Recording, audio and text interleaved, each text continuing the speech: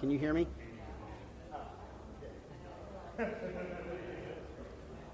One, two, one, two, one, two. Anybody there? Hello? Hurry up and wait, baby. Hurry up and wait. If I'm not careful, USA Today will send me to an assignment. Anybody there? Pull photos from Reuters. Hello, hello, hello. Hello, hello, hello. Can y'all hear me? Happened more than once. Hello, hello, hello. Anybody? Anybody? Okay. Do you want me to talk? You get a byline? Okay.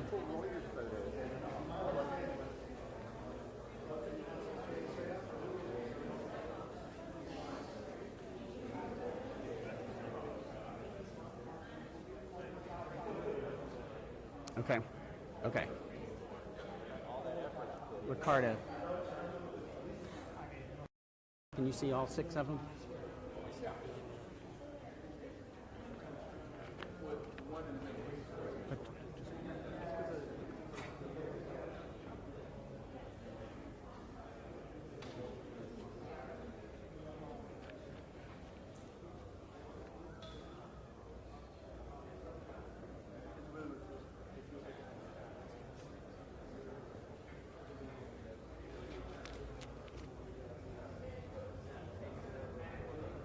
Yeah, you saw the ceremony briefly there where the 6 soldiers were awarded the Meritorious Service Medal today for their acts of heroism yesterday here on Fort Stewart. Quickly want to run through their names. You're looking at them all standing behind the podium right now. First Sergeant Joshua Arnold, Master Sergeant Justin Thomas, Staff Sergeant Melissa Taylor, Staff Sergeant Robert Pacheco, Sergeant Eve Rodarte, and Sergeant Aaron Turner, all awarded that medal today for their bravery in stopping what could have been so much worse. That was one of the things that the Secretary stressed when he walked in, and he also reassured them that the message from the doctors in the hospital is that they save lives. And their actions yesterday here at Fort Stewart not only saved the lives of the 5 soldiers who were injured, but could have saved many other lives because of what was going on here and how that all played out yesterday. The Secretary also recognized emergency personnel, both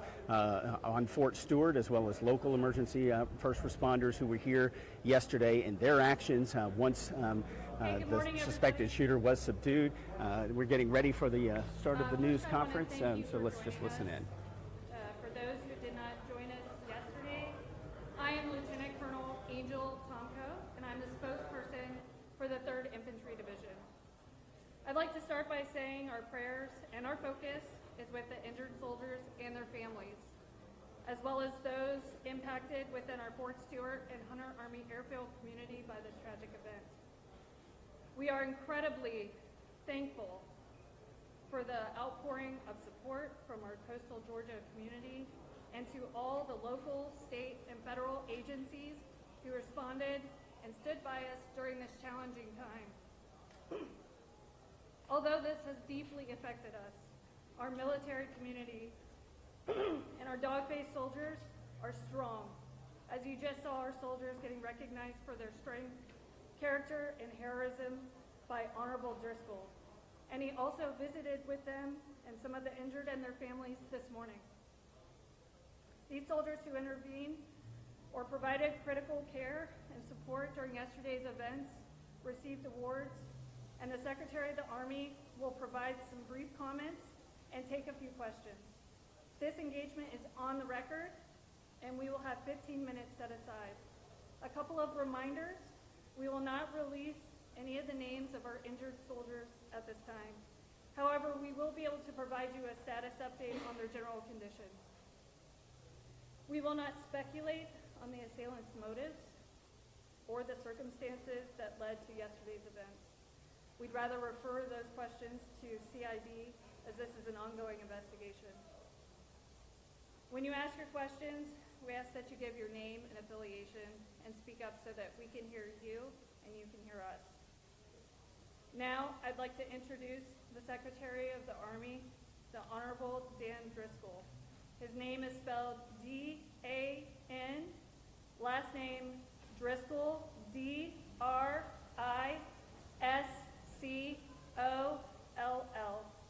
and Brigadier General John Lubis, the Commanding General of the 3rd Infantry Division.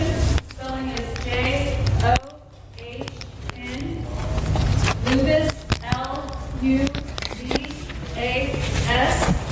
And we will have CID representation also available. It's the Deputy Director of the Criminal Investigation Division, Peter Tolentino, Peter Tolebtino,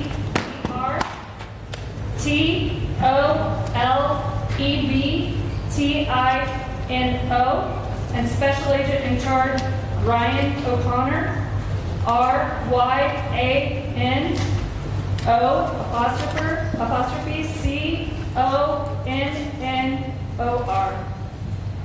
They will be ready to speak to you regarding the shooting that occurred here yesterday at Fort Stewart.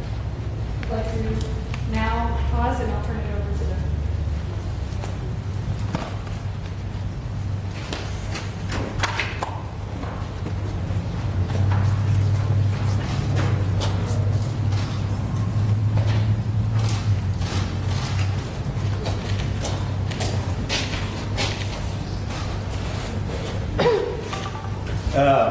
Thank you all for being here today. I am Dan Driscoll, Secretary of the United States Army.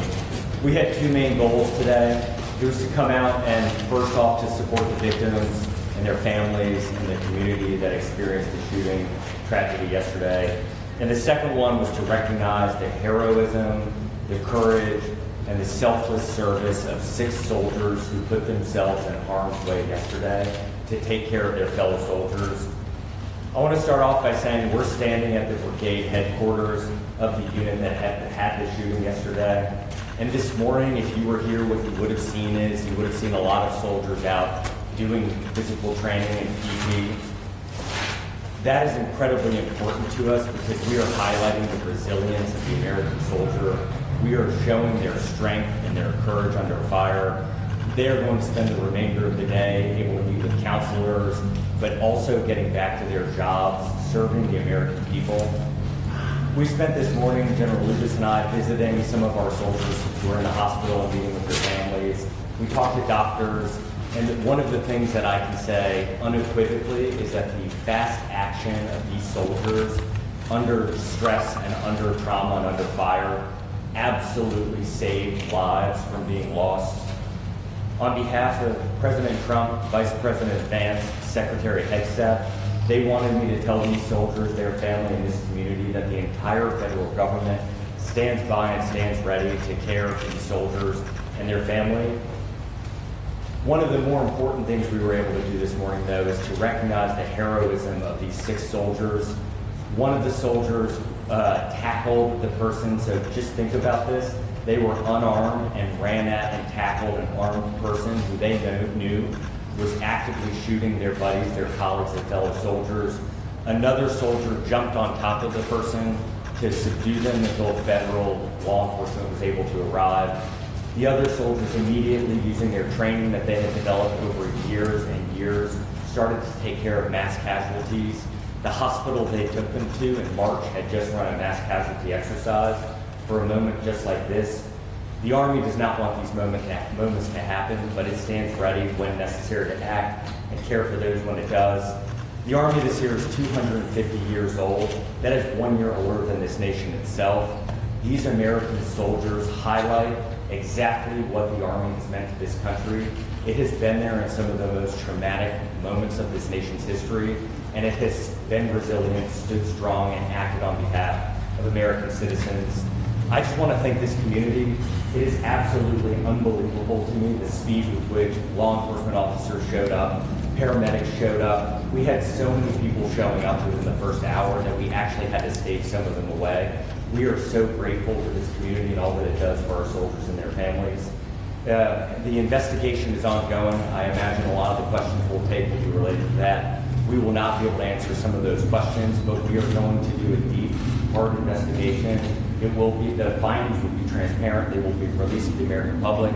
We commit to you that anything we discover during the investigation that can make this base and other bases like it safer, we will act on as quickly as possible. Now I'm happy to take questions. Standing beside me, I have General Lubis, the Division Commander, and Special Agent O'Connor from Criminal Investigation Division.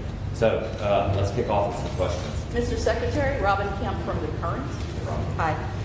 Will there be any efforts by the DoD to harden the entrances to installations to look for things like personal weapons coming in and out of base? We are constantly looking at our security protocols on all of our bases, both in CONUS and around the world. We absolutely will want to learn from this investigation. We do not want something like this to ever happen again on an Army base. And so if there are things we can do to improve safety, we will take those steps. But right now, we're really early in the investigation. Mr. Secretary, Yeah. Faith Bouquet with ABC News. Thanks for being here. How did the suspect get a gun, his personal gun, past security onto the base into his workplace? Faith, as I just remarked to your colleague, we are still early in the investigation. The shooting happened yesterday. CID, I can have him come up and tell you what we learned so far. Our commitment is what we learn will be disclosed, it will be transparent. Justice will be brought on behalf of these victims and the community that was harmed. Good morning. As the Secretary mentioned, this is still an active investigation. We're still processing the scene with all the resources and capabilities that the Army's Criminal Investigation Division has to offer, which is immense. We've searched people in this entire region. In light of the fact that we're still processing, I'm going to have to defer to that question for now. Is it normal to have a personal gun on base here? No, that would be a violation. And next question. Mr. Secretary, Brian Young from CNN. Hey, Ryan. How you doing? You got a chance to meet with the families, and obviously we won't have that chance. You got a chance to meet with them, talk to them. You seem very proud of how everyone reacted.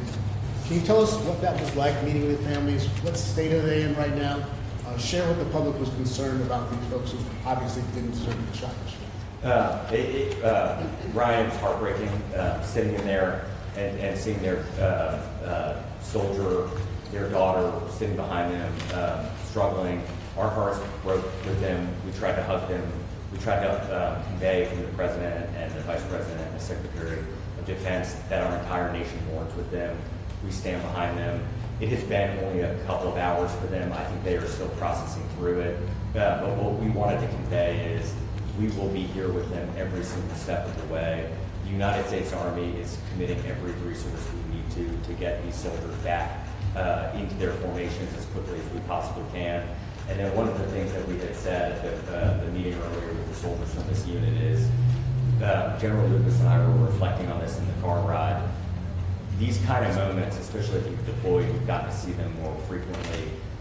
The trauma from them often doesn't hit for weeks or months on it. Like it doesn't come as quickly as you might think. And so what we try to encourage for all of our soldiers is to speak up, lean on each other, lean on your leadership, and we will provide the resources, the care, and the love that they need to recover. General, can you take that on as well too, real quick, just about what it was like to meet with those families as well? Yes, sir. Thank you for the question. It's heartbreaking. It's painful to see them struggling with a wounded family member. They expressed that they were incredibly proud of their soldier, as we are, and they asked for prayers. So we appreciate all the prayers that have been sent our way, and we would ask you to keep them coming. General Lewis, Priya Schreber with NBC News. Yes, Skylar with CBS News here. Quick question for you. Can you describe the condition of those who were injured? I know that there might have been some updates. I know General, you said yesterday they're expected to be okay, but just nature of the injuries and life? Yes, sir. Thank you. Of the 5 wounded soldiers, 3 were released yesterday, which is amazing considering the circumstances and the ranges in which they were engaged. 1 soldier remains as an inpatient here at Wynn Army, right here on Fort Stewart. She's doing very well and high spirits. Of course, she's got a little bit of a road to recovery. We're hopeful she may be released as early as this weekend, but that will just depend on how things heal up over the next couple of days. And we have 1 soldier that remains at Savannah Memorial Community Hospital, who I visited with the Secretary this morning. She's got a little bit longer road to recovery. The doctors are very positive, but I think it's going to take her a bit longer to recover. But they're very hopeful she's going to make a complete recovery. General Lewis, this is Priya Schreber with NBC News. I know you guys are prepared for scenarios like this when you go to war zones or on combat deployments, but have you gotten an opportunity to speak to some of the soldiers in this unit about how they're processing that this attack occurred from one of their own, and how are you processing that as a leader? Yeah, I think we train for this on the battlefield, and it's a different situation when it happens on an installation with one of your own. So I think over the upcoming days and weeks, as the Secretary said, people are going to process this and work through this at different rates. And we know we've got to keep a very close eye on them. We've got to wrap our arms around them.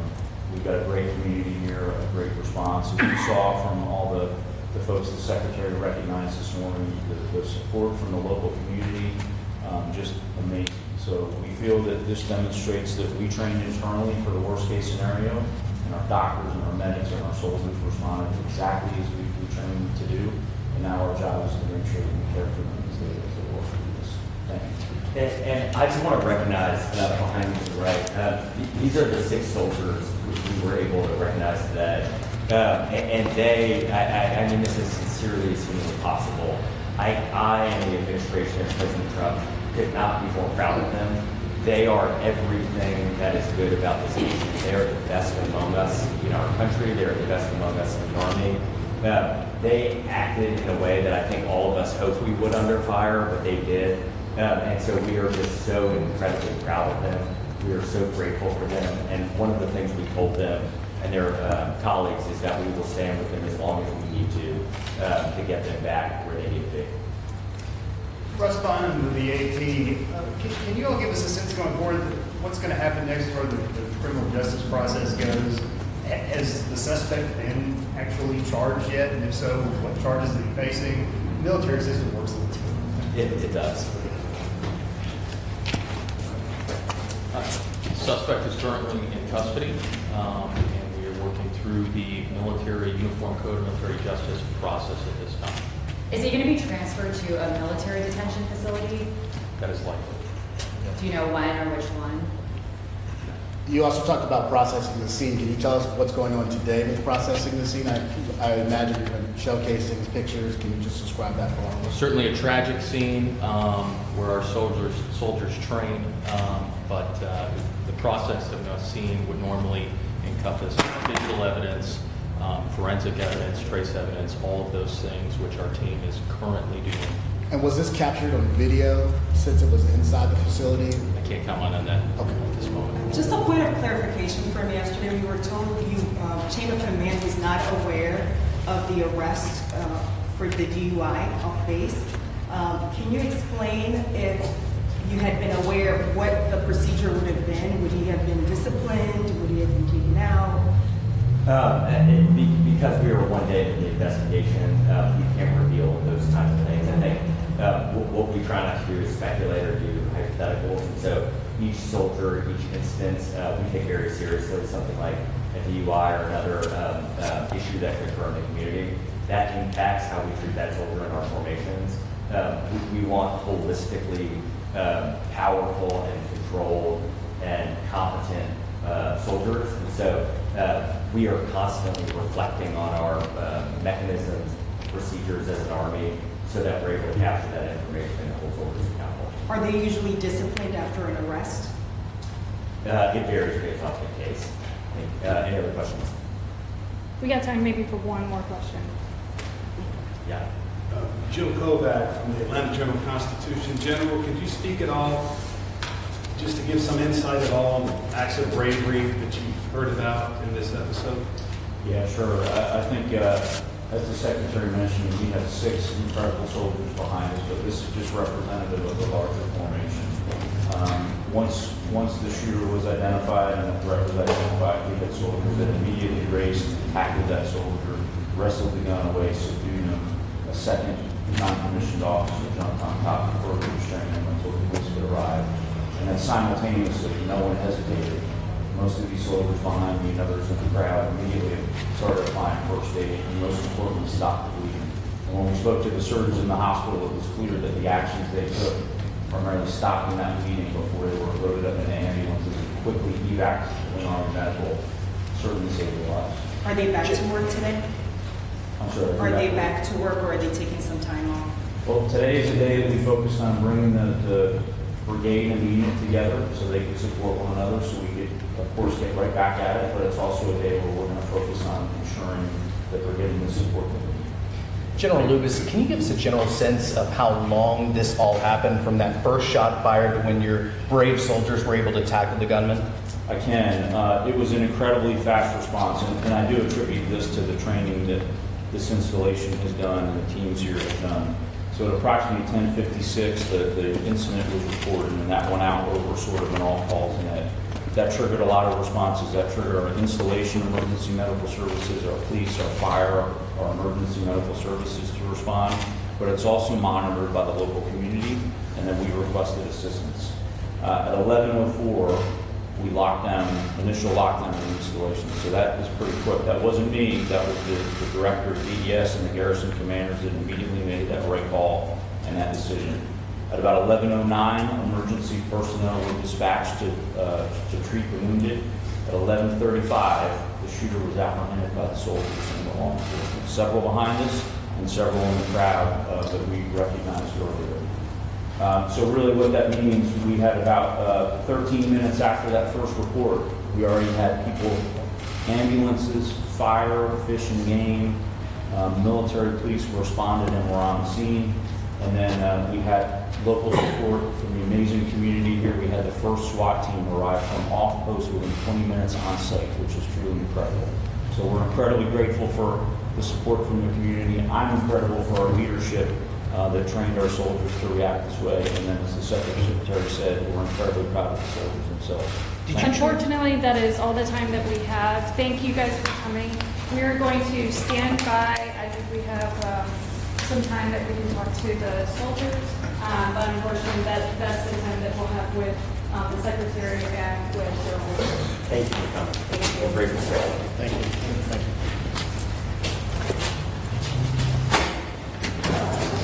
Okay, we're going to take a quick pause as we transition to the Fort Stewart.